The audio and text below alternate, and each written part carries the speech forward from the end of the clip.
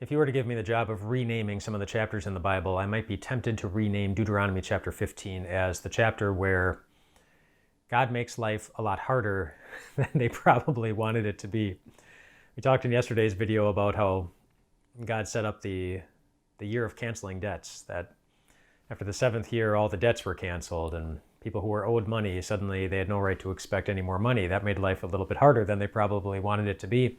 But then right after that, in the same chapter, he goes on to apply the same principle to their employees. That if an employee has been with you for 6 years, after 6 years, in the seventh year then, you release them. You let them go. And you let them go, not just letting them go, but God commanded them to let them go with things in their hands. Like, make sure you give them things on their way out the door. Give them generously from your flocks. Give them generously from your wine. Give them generously from your possessions. Give and give and give and give and give and give. And so not only were they losing the workers and the extra work that they were able to get done with more people there, but they were also losing from what they already have. And then God says, but don't consider it a hardship that you're losing these people, which maybe made them chuckle a little bit, but God gave them two reasons.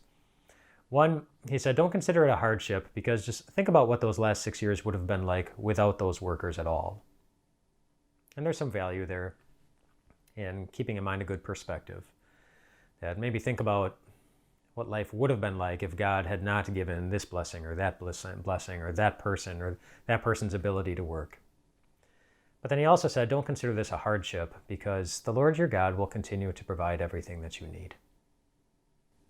And so he was teaching them that the outcome of their life never really depends on how easy or difficult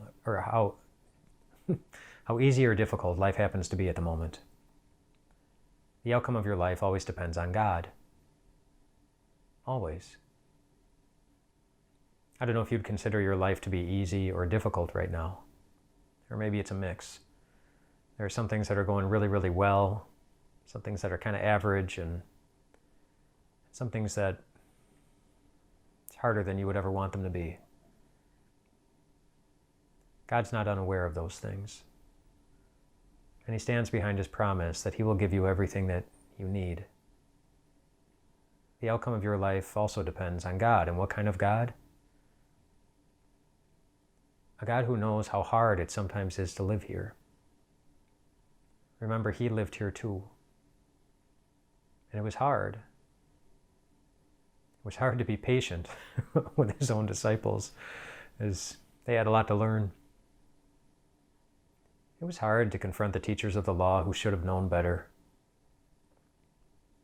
It was hard to be betrayed by a friend. It was hard to know that Peter was going to deny him. It was hard to take the whip and the nails and the thorns. It was hard to save us. He knows.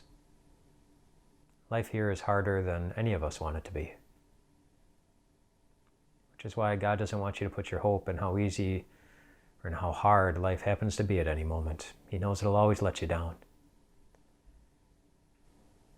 He wants you to put your hope in him. And you can. And that was another lesson that God reminded the Israelites of in Deuteronomy chapter 15, as he's telling them to be generous and generous and give and give and give. The principle was give as the Lord has given you. And he said, remember, this is the God who saved you. This is the God who brought you out of Egypt. This is the God who redeemed you. That word redeem, it means to pay a price. And boy, did God pay a price for you. His only perfect Son is the price that he was willing to pay to hold on to you. And if he paid that price, he's never going to let go. Never. Whether your life is easy or hard, or somewhere in between, God knows. And he believes that you can rest well tonight, my friends, because God will still give you everything you need.